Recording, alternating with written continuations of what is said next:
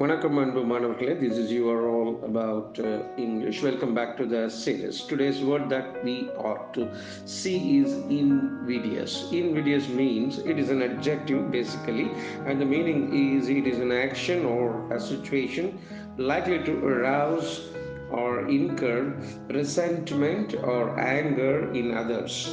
மற்றவர்கள் மீது வருத்தப்படும் வண்ணம் அல்லது அவர்கள் வருத்தம் கொள்ளும் வண்ணம், அவர்களை கோபப்படுத்தும் வண்ணம் நம்முடைய செயலோ எண்ணமோ வேறு ஏதாவது பேச்சோ அமைந்து விடுவதற்கு இன்விடியஸ் என்று சொல்லலாம்.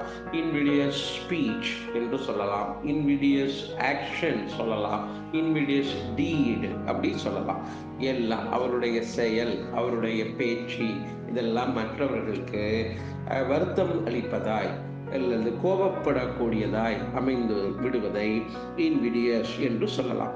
For example, she had put herself in an invidious position.